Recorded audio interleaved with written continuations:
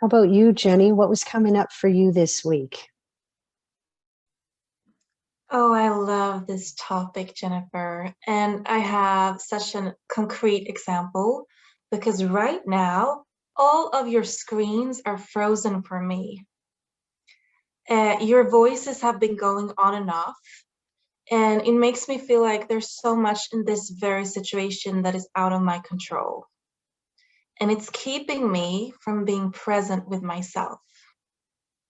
That is actually something that I get to let go of in this very moment, to be able to just pause, take in where I'm at, and just listen because I can still hear your voices.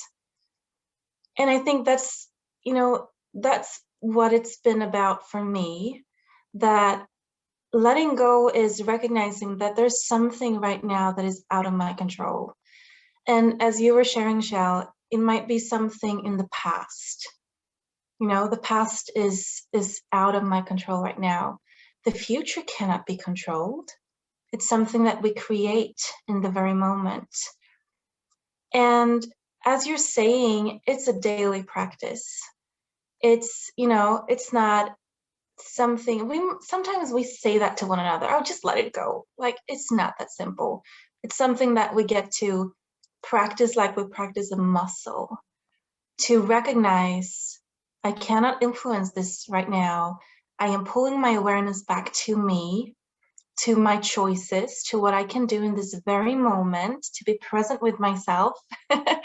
and it's something that we get to come back to. And I forget, and I'm reminded. And when I recognize this from a place of self-compassion, not beating myself up, oh my gosh, I'm doing that thing again, but like from a place of self-compassion. Okay, Jenny, thank you. Thank you to me. I'm being reminded that, I'm stuck, I'm making myself stuck on something that's out of my control. So what do I get to fill my mind with? Because change is about focusing our attention to the new. So what do I get to fill my awareness and my mind with? It's this very moment. It's my choices. It's what I can do. And when I do it, there's such power for me to influence and create. And I get that sense of not being stuck, but like moving forward, letting go and moving forward. So it's so cool that my connection is giving me this exercise as we're talking about this topic. Thank you for having me share. What a great example, Jenny, right? Having to let go of something that we're doing right now and be in the moment, and to not freak out and to trust. I think those are messages that we all need daily reminders of as the outside noise gets louder and louder.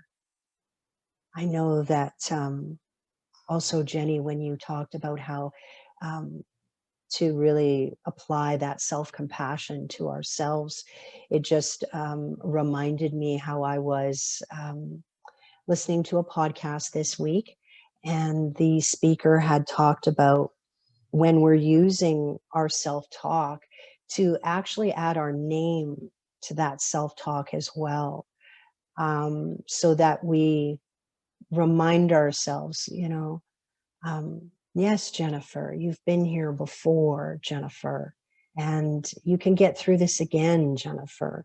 And just hearing that, as I work on my inner critic and replacing negative self-talk with positive self-talk, I actually don't use my name a lot. And I found that it makes a difference when I add my name to that inner dialogue. So what you were saying today really resonated with me as well, as I think about that and how we can really work on reprogramming our thoughts, and how much better, well, it just really works as we're trying to let go of those old patterns or beliefs and stories. So I really loved your example today, Jenny.